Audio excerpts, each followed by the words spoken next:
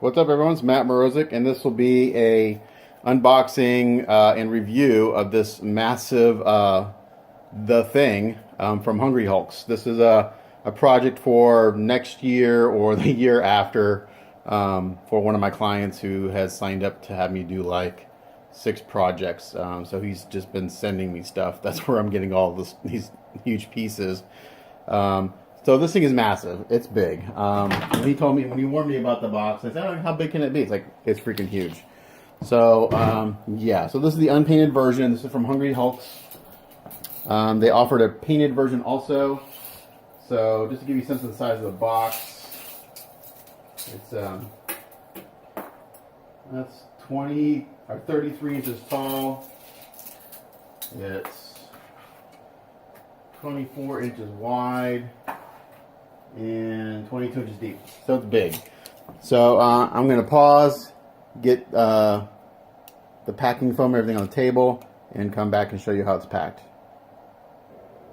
Alright, so we got the tripod up nice high in the air and looking down on the thing. Now I already have opened this up to look at it, and I did have one little thing of breakage, but it's an easy fix and I'll point out in a second. So this is from Hungry Hulks. Same group that did the Turner Batman that I showed off like last week or however long ago that was. And they have, from what I've seen of their stuff, they do really excellent work. So the first thing you see is the thing. Oops.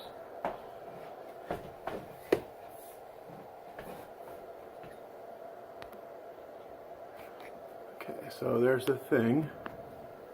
Stop. My phone keeps acting up on me. Very nicely packed. And I think the reason, as you can probably see, his finger broke off.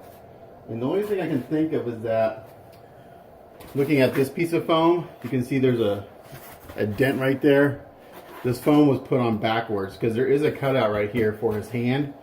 But I'm guessing that it was put on this way, and that's why it broke. So packaging is actually very good. I just think that this piece of top foam was put on backwards, and that's why the finger broke.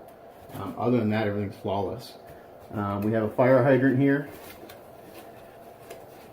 I mean, the packing is very good. Everything's tightly packed. Exceptional detail. We get 2 heads. I mean, they're hard to get out. 2 heads, there's 1. And I'll come in tight on this stuff once I get it unpacked. Here's 2. It's like I can't get my fingers. It's so packed tight. I can't get my fingers in there. You get a cigar form, because we know the thing smokes. And they also included a stand for the extra head, which is a really nice touch. Because a lot of these kids, you get extra portraits, but what the hell do you do with all these extra heads? You know, we got nowhere to put them. And then obviously the thing, I'm going to put him on the ground real quick so I can get the base out, so I can set him up. And he's heavy. It's not solid resin. The way they made him is a very thick resin shell, and then he's filled with foam. So that's for all that stuff. The clear resin wave is done perfectly. It's very beautifully sculpted and casted. This will paint up extremely nice. I'm really excited about doing this. Nice, huge, large magnets in this guy. And then we have the base. And this is sculpted by Sheridan Doose. And this is his AP or artist proof copy that he sold to my client, and he signed the bottom, which I always love that kind of touch. So I'm going to pause again and come down and look at all the pieces. Alright, so here we go. Here are all the pieces laid out. There's not a whole lot, as you can tell. We got the torso, everything over here, so I kick in the camera as usual. So, even though he's hollow, foam filled, he weighs a good amount. I mean, he's hefty. This is one piece, so I don't see My guess, looking at this, that what they did is they molded the top part maybe down to here as a piece, because it looks like these legs were maybe molded separately and then glued in at the factory. I see maybe where they've done some seam work. It's really good. You can't tell that it's been done, but if I look real carefully, I can see maybe a tiny little bit of spot here where, you know, they would have done some seam work. So my guess is the legs were molded separately and casted separately and then glued on at the factory. The arms and the torso look to be, well, I don't know. If they were molded individually and then put on, they did an excellent job of putting them together and seaming it. I can't tell. Same with the waist here. This would look like a natural point to cast. So if I think most kit manufacturers would do the arms separately, the torso, the pants, and the legs. I can tell the legs are separate and then put in and seamed. It looks like maybe the upper torso was done the same way. I can barely tell. It looks like maybe some putty work was done there. Again, they did an excellent job on that. But really cool piece. You can see where the finger broke off right here, and you can see that yellowness. That's the foam that they put inside. But even with that, he's heavy. I mean, it's really cool. Nice piece. So, yeah, you get your money's worth with something like this. Now, I know that I'm not sure how much this thing cost. This was released, I think, last year before I got into any of this stuff. I know one person told me like the shipping was like $500 or something like that because the box is so damn big. So it's crazy. But this will be an easy fix. It goes right in, and there's no like chipped out resin or anything. Basically, I'll just have to epoxy that in and fill the little seam in. But you know, it's like maybe a 15-20 minute fix for me. So no big deal. You know, whatever. So I got them on turn base here so we can kind of turn them around. Let's look at the heads real quick. So here's the first portrait where he's kind of got a snarl. Sheridan Doose killed the sculpt on it. Love it. He's got a lot of personality in these two portraits. There's one. They magnetize in perfectly. It fits perfect. Here's the other one, which I'm kind of more of a fan of. It's kind of got a snarl also. His eyebrows are bigger. And this is the one where the cigar goes in. And it fits seamlessly. Very nice. That and that.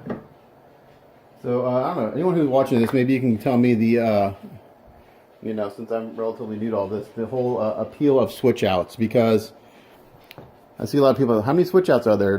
How many portraits do I get? How many hands? I mean, I get it to a point, but what do you, unless they provide a stand like this, which is very nice, by the way, what do you do with all that stuff? I mean, where do you put it? Do you just lay it on your shelf or put it in a drawer? Because if you have a statue with 3 heads and 2 arms or 4 different hands, I mean, it's cool you can do all that stuff, but I guess I don't understand the appeal of doing that, because like how often are you going into your display and switching that stuff out, maybe someone can explain that to me. I don't know. This is where the wave effect goes in, where the hydrant has been kind of knocked over by him. It fits perfectly, and then the fire hydrant goes in on top of that. So just a really, really nice piece. It's really cool. I was actually kind of surprised at how small, not that he's small, but how small he was compared to the packaging. So the packaging was done excellent. Very well protected. Like I said, the only reason that finger broke is because that top piece of foam was put on reversed. But really, really nice. So let's get a height on him. So he's right at 24.5 inches tall. Let's see, width-wise. His widest point would be from this finger, maybe to that toe, to the wave. Look at about 19 inches. And depth, which would be from the base, front of the base, to the back of the wave. We're looking at, this is kind of guessing, maybe 21 inches. So depth-wise, he's pretty deep. I'm not sure how deep those Besta cabinets are that everyone uses. I thought they were like 17 inches, but I could be wrong. So he's going to take up a good chunk of space on your display, but I think, he's an impressive piece. I'm starting to appreciate these characters more and more pieces I see come out, and realizing that I really enjoy these subject matters more than the mechs I've been doing for the past 8 years. I can relate to some of this stuff. I've seen the movies, I've seen the cartoons. I don't read comic books, but I do love movies. So I've never, for Gundams and things, I've only seen the original series, and that's it, and one other series. So I don't really have an emotional attachment to those. I just like the models, but these, like some of these things, I remember from a kid. Batman, the Joker, stuff like that. Superman. So I'm enjoying these subjects more, and the variety. There's such a big variety as far as paint colors and painting techniques that I'm learning and applying. It's been a really fun 10 months so far, since I've only been doing these things for like 10 months. I started back in March of this year was the first quarter scale thing I ever painted. Excuse me. So been really enjoying the subject matter, and the support from the statue community has been like unreal, as far as like really including me in the community and commenting on my work. As you can see from the pictures I post of all the commissions I have, the response to my work has been really amazing. So that's going to allow me to do a lot of things personally. So yeah, really cool. I don't know when he's scheduled for. He's kind of one of these projects that it's kind of like when I get to it kind of thing. So I have a lot of projects of like, when can I get to it, or breather projects like the Sosa Spidey I started because I needed a break from working on mechs. I'm going to do another video here in just a second of another figure commission that is kind of like has been waiting in the wings. Actually, the one I'm going to show you is the one I'm painting that my payment was the Sosa Spidey kit. So I'll show you the kit that I'm doing in trade for that. So cool piece. I mean, you can't get him. He's sold out. I know there's no pre-paints available. There's no kits available. So if you do find one, he's going to be expensive. The shipping's going to be crazy high. But if you like the thing, he's cool. You got the money, snag him. But there you go. It's the thing offered by Hungry Hulk's Kits. Now I know I put a link earlier on my last video for the Batman, and their page is one of those secret pages on Facebook that you have to be given permission to join. So I can ask one of the members if I can, if you ask about this kit, give them your name, and maybe they'll let you. I don't know their whole process for letting people join the group, to be honest. I'm a member. I found them by looking at other pictures and asking about it, and they let me join. So I'm not going to put a link down to the page, because unless you remember, you can't see it. But just really cool. Let me come in closer real quick, a little handheld, so I can show some of the stuff on the base. Give me 1 second. Hopefully I don't turn anything off while I do this. Okay, so coming in closer, you can really see really, really cool. There's where the broken finger is. Again, no big deal. Super sharp. So even though this has been primed and everything from the factory, I'm looking at it. There's a few little areas, like right there. I'll sand that out. Even these kits that are